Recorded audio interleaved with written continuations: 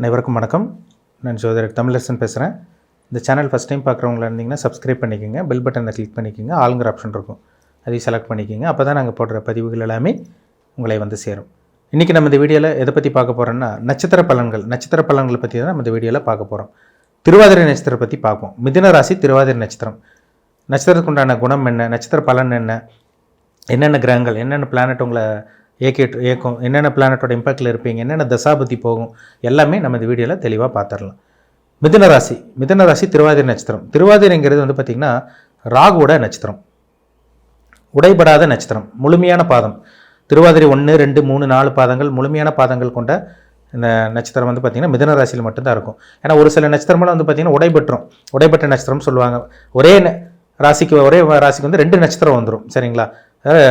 ஒரே ராசி, அதாவது உங்களுக்கு 2 நட்சத்திரம், ஒரே நட்சத்திரம் தான் உங்களுக்கு 2 ராசி ஸ்ப்ளிட் ஆயிரும். சரிங்களா? இது வந்து எல்லாத்துக்கும் வராது, ஒரு சில ராசிக்கு மட்டும் வரும். இப்போ வந்து பார்த்தீங்கன்னா மிதுன ராசியில் வந்து பார்த்தீங்கன்னா மிருகசீரிஷ நட்சத்திரம் வந்துடும், ரிஷபராசிக்கும் மிருகசீரிஷ நட்சத்திரம் வந்துடும். ஆனால் மிதுன ராசிக்கு வந்து பார்த்தீங்கன்னா திருவாதிரை வந்து மிதுன ராசிக்கு மட்டும்தான் பொருந்தும். மிதுன ராசி மட்டும்தான் திருவாதிரை நட்சத்திரம் வரும். சரிங்களா? திருவாதிரை 1, 2, 3, 4 பாதங்கள் மிதுன ராசியில் இருக்கும். ராகுடைய நட்சத்திரம். எந்த ஒரு விஷயமா இருந்தாலும் பாருங்கள், இந்த நட்சத்திரக்காரங்க பிரம்மாண்டமாக தான் திங்க் பண்ணுவாங்க.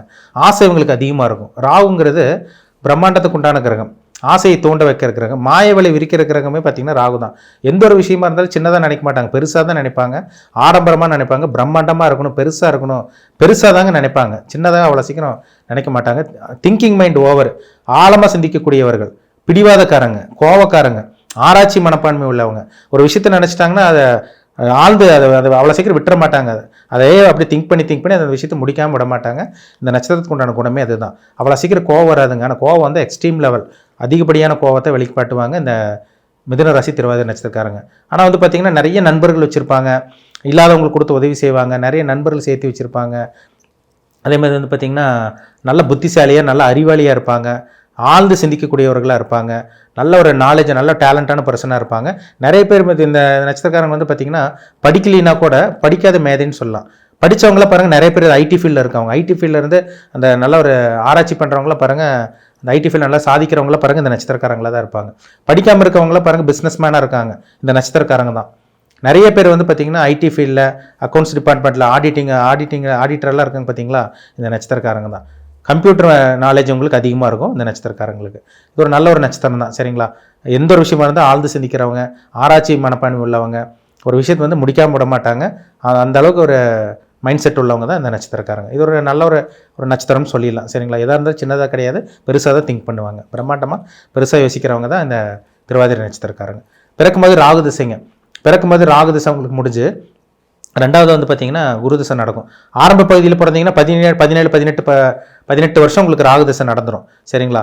ராகு திசை முடிஞ்சு குரு திசையில் தான் ஒரு சில பேருக்கு நல்ல ஒரு வாழ்க்கை அமையுது. ஆனால் வந்து பார்த்தீங்கன்னா 15 20 வயசு வரைக்கும் ஒரு சில பேருக்கு வாழ்க்கை போராட்டமாக போயிடுது. எந்த ஒரு நல்ல விஷயம் உங்களுக்கு நடக்கிறது இல்லை, வாழ்க்கை ஒரு கேள்விக்குறியாக போயிடுது. சின்ன வயசுல அவங்க நினச்சபடி அவங்களால வாழ முடியாமல் கிட்டத்தட்ட ஒரு 20-25 வயசுக்கு மேலே தான் அவங்களோட வாழ்க்கையை தலைகீழாக மாறுதுன்னு சொல்லலாம். ஏன்னா 2வது வரக்கூடிய குரு திசை தான் அவங்க வாழ்க்கையை மாற்றி அமைக்குது. 16 வருஷம் குரு திசை. இப்போ 18, ஒரு சில பேருக்கு 15 வயசுல முடிஞ்சிடும், ஒரு சில பேருக்கு 18 வயசு வரைக்குமே ராகு திசை நடக்கும். 18 வயசில் ராகு திசை நடந்துச்சுன்னா கிட்டத்தட்ட வந்து பார்த்திங்கன்னா உங்களுக்கு வந்து பார்த்திங்கன்னா 34 வயசு வரைக்கும், கிட்டத்தட்ட 35 வயசு வரைக்கும் உங்களுக்கு குரு திசை நடந்துடும். அந்த குரு திசையில் தான் செட்டில் ஆகிறாங்க ஒரு சில பேர். சரிங்களா? குரு திசையில் சாதிக்கிறாங்க, ஒரு சில பேருக்கு நிறைய நல்ல விஷயங்கள் நடக்குது. அப்புறம் 35 வயசுக்கு மேலே வரக்கூடிய கிட்டத்தட்ட 54-55 வயசு வரக்கூடிய சனி திசையில் நிறைய நல்லது நடக்குதுங்க. ஒரு சில பேர் வந்து பார்த்தீங்கன்னா 30 வயசுக்கு மேலே, 32-30 வயசுக்கு மேலே தான் டெவலப் ஆகிறாங்க. ஒரு சில பேர் குரு திசையும் நல்லது பண்ணுறதில்ல. சனியோட சேர்ந்து ராகுவோட சேர்ந்து அவங்க வந்து பார்த்திங்கன்னா ரிஷப லக்னமாக இருப்பாங்க, துலாம் லக்னமாக இருப்பாங்க. குரு பெருசாக யோகத்தை செய்யாமல் போயிருக்கும். 33-34 வயசுக்கு அப்புறம் தான் அவங்க வாழ்க்கை மாறதை பார்க்க முடியுது. சனி திசை தான் ஒரு சில பேர் செட்டில் பண்ணுது, லைஃப்பை செட்டில் ஆக்குது அவங்கள. நிறைய பேர் பாருங்கள் சார், நாங்கள் ஆரம்பத்தில் 20 வயசுக்கு மேலே தான் நல்லா இருக்குன்னு சொல்கிறாங்க. ஒரு சில பேர் சார் நான் 32-33 வயசுக்கு அப்புறம் தான் வாழ்க்கை மாறுச்சுன்னு சொல்கிறாங்க. பரவாயில்லைங்க சார், எங்களுக்கு இப்போ ஒரு 45-50 வயசுக்கும் போயிட்டு இருக்கு, இப்போ ஓரளவுக்கு வாழ்க்கை செட்டில் ஆயிடுச்சுன்னு சொல்கிறாங்க. என்ன காரணம்? அவங்க ஜாதகத்தில் சனி திசை நடந்துட்டு இருக்கும். 35 வயசுக்கு மேலே வரக்கூடிய சனி திசை 54-55 வயசு வரைக்கும் வந்து 19 வருஷம் சனி திசை அவங்க ஏக்கும். சரிங்களா? ரிஷப லக்னத்தில் பிறந்தவங்க, கன்னி லக்னத்தில் பிறந்தவங்க, மிதுன லக்னம், துலாம் லக்னம், மகர கும்ப லக்னத்தில் பிறந்தவங்களுக்கெல்லாம் பார்த்தீங்கன்னா இந்த சுக்கிரனோட லக்னம், புதனோட லக்னம், சனியோட லக்னத்தில் பிறந்தவங்களுக்கு சனி யோகம் செய்யும். கண்டிப்பாக யோகத்தை செஞ்சுட்டு போகும். 19 வருஷம் தனுசு லக்னத்துக்கு பிறந்தவங்களுக்கு கூட சனி திசை நல்லது பண்ணுது. மீன லக்னத்தில் பிறந்தவங்களுக்கு கூட சனி விரையாதிபதியாக இருந்தாலும் லாபாதிபதியாக இருக்கிறனால ஒரு மீடியமான ஒரு நல்ல ஒரு வாழ்க்கை தான் உங்களுக்கு அமைச்சு கொடுக்குதுங்க. ஆனால் இந்த கடக சிம்ம லக்னக்காரங்களுக்கு தான் இந்த சனி திசை பெருசாக யோகத்தை செய்கிறதில்ல. பெரிய ஒரு சிக்கலை உண்டாக்கிறது, நிறைய பிரச்சனை கொடுத்துருது இந்த சனி திசையில்.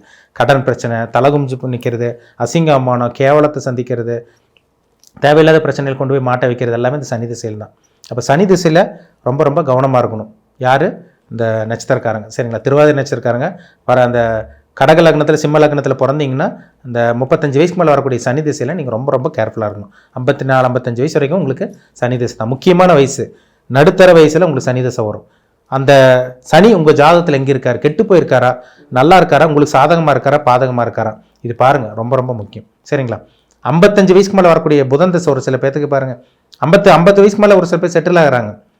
55 வயசுக்கு மேலே வரக்கூடிய புதன் திசை 17 வருஷம் புதன் திசை நடக்கும். இப்போ 55 வயசில் புதன் திசை நடந்துச்சுன்னா கிட்டத்தட்ட வந்து பார்த்தீங்கன்னா உங்களுக்கு 73 வயசு வரைக்கும் புதன் திசை தாங்க. 72-73 வயசு அப்ராக்சிமேட்டாக சொல்கிறேன். என்ன நட்சத்திர பாதமோ அதுக்கு தகுந்த மாதிரி மாறுபடும், கூடுதல் குறைவாக உங்களுக்கு இருக்கும்.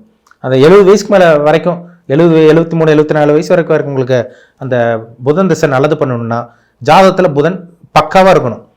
புதன் நல்ல இடத்துல இருக்கணும். ஏன்னா புதன் நரம்புக்கு அதிபதி. சுவாச கோளாறுக்கு எல்லாமே பார்த்தீங்கன்னா நுரையீரலுக்கு உண்டான கிரகமே புதன் தான். ஸ்கின் ப்ராப்ளம் வருது, ஒரு சில பேருக்கு சொரியாசிஸ் ப்ராப்ளம் வருது, நரம்பு பிரச்சனை வருது, வெரிகோஸ் வெயின் ப்ராப்ளம் வருதுன்னா அவங்க 55 வயசுக்கு மேலே வந்து பாருங்கள் அந்த புதன் திசையில் பாதிக்கப்பட்டிருப்பாங்க. கண்டிப்பாக இருக்கும். புதன் ரொம்ப ஒரு முக்கியமான கிரகம், ரொம்ப ஒரு சென்சிட்டிவான கிரகம். அதாவது இருக்கிறதுல சின்ன கிரகம் புதன் தான். புத்தி கொண்டான கிரகமே புதன் தான். ஒரு சில பேருக்கு 55 வயசுக்கு மேலே பாருங்கள் வெளியே வயசானதே தெரியாது. பார்த்தீங்கன்னா அவங்க அந்த திருவாதிரை நட்சத்திரத்தில் பிறந்திருப்பாங்க, புதன் திசை அவங்களுக்கு நடந்துட்டு இருக்கும். பார்த்தீங்கன்னா 35-40 வயசு ஆள் மாதிரி தெரிவாங்க. என்ன காரணம்? ஜாதகத்தில் புதன் நல்லா ஸ்ட்ராங்காக வலுத்திருக்கும். புதன் நல்லா இருக்கிறவங்களுக்கு தான் இளமையான தோற்றத்தை கொடுக்கும். நரம்பு பிரச்சனை இருக்காது, தோல் பிரச்சனை இருக்காது, தோல் சார்ந்த பிரச்சனை எல்லாம் இல்லாமல் இருக்கும். மேக்சிமம் புதன் கெட்டு போனவங்களுக்குலாம் தோல் பிரச்சனை, நரம்பு பிரச்சனை, சுவாச கோளாறு, இந்த லங்ஸ் ப்ராப்ளம் இதெல்லாமே வந்துடுது. அப்போ புதன் ஜாதகத்தில் நல்லா இருந்துட்டாருன்னா எந்த பிரச்சனையும் இல்லாமல் அவங்க வாழ்க்கை அப்படியே போகும். 70-74 வயசு வரைக்கும் வாழ்க்கை அருமையாக இருக்குங்க. அப்போ முக்கியமான திசை என்னென்ன திசைன்னா ஆரம்பத்துலேருந்து எல்லாமே பெரிய பெரிய திசை தான். ராகு திசையில் நீங்கள் உங்களுக்கு சின்ன வயசுனா உங்களுக்கு எதுவும் தெரியாது. அந்த குரு திசையில் தான் உங்களுக்கு ஒரு சில பேர் செட்டில் பண்ணுது. குரு திசையும் செட்டில் ஆகாமல் இருக்கவங்களுக்கு 33 வயசுக்கு மேலே பார்த்தீங்கன்னா சனி திசை தான் ஒருத்தரோட வாழ்க்கையை மாற்றி அமைக்குது. அப்போ நீங்கள் என்ன ஏஜில் இருக்கீங்க பாருங்கள். மேக்ஸிமம் பார்த்தீங்கன்னா அந்த 20 வயசு வரைக்கும் போராடி இருப்பீங்க. 18-20 வயசு வரைக்கும் வாழ்க்கை போராட்டமாக இருந்திருக்கும். எந்த நல்லது நடந்திருக்காது. குடும்ப சூழ்நிலை கஷ்டம், பிரச்சனை, அப்படி தான் உங்கள் வாழ்க்கை போயிருக்கும். 32-33 வயசுக்கு அப்புறம் தான் ஒரு சில பேர் டெவலப் ஆகிருக்கீங்க. வாழ்க்கை அப்படியே கொஞ்சம் கொஞ்சமாக மாறி இருக்கு. அப்போ உங்களுக்கு வந்து சனி திசை நடந்துட்டு இருக்கும். 50-55 வயசுக்கு மேலே தாண்டிட்டீங்கன்னா உங்களுக்கு புதன் திசை இப்போ நடந்துட்டு இருக்கும். என்ன தசாபுத்தி போகுதுன்னு பாருங்கள். சரிங்களா? பொதுவாக மிதனராசி திருவாதிரை நட்சத்திரக்காரங்க நம்ம முன்னாடி சொன்ன மாதிரி நல்ல ஒரு சிந்திக்கிறவங்களா தான் இருப்பீங்க. ஆழ்ந்து சிந்திக்கிறவங்களா இருப்பீங்க. நல்ல ஒரு ஞானம் மிக்கவங்களா, அறிவாளியாக, புத்திசாலியாக, புத்தி கூர்மையோடவர்களாக இருப்பீங்க. எந்த ஒரு விஷயத்தையும் ஆராய்ச்சி மனப்பான்மையில் தான் பார்ப்பீங்க. நிறைய பிரம்மாண்டமான ஒரு வாழ்க்கை தான், ஒரு அதிகப்படியான ஒரு எக்ஸ்ட்ரீம் லெவலாக பிரம்மாண்டமான ஒரு வாழ்க்கை தான் வாழணும். அதிகப்படியாக நிறைய சம்பாதிக்கணும், ஆசை அதிகமாக இருக்குங்க, கனவு அதிகமாக உங்களுக்கு இருக்கும். சின்னதாக நினைக்க மாட்டீங்க. எதாக இருந்தாலும் பெருசாக நினைக்கிறவங்க தான் இந்த திருவாதிரை நட்சத்திரக்காரங்க. ஆனால் கோவத்தை கொஞ்சம் கண்ட்ரோல் பண்ணிக்கணும். ஏன்னா தேவையில்லாமல் டெம்பர்மெண்ட்னு சொல்லுவாங்க. தேவையில்லாமல் கோவப்படுறது, பிடிவாத குணம் வர்றது, இதெல்லாமே உங்களுக்கு இயல்பான குணம். ஏன்னா திருவாதிரை நட்சத்திரக்காரங்க அவ்வளோ சீக்கிரம் கோவம் வராது. ஆனால் வந்த மாதிரி இருக்கும். அது அந்தளவுக்கு வெளிக்காட்டுவாங்க.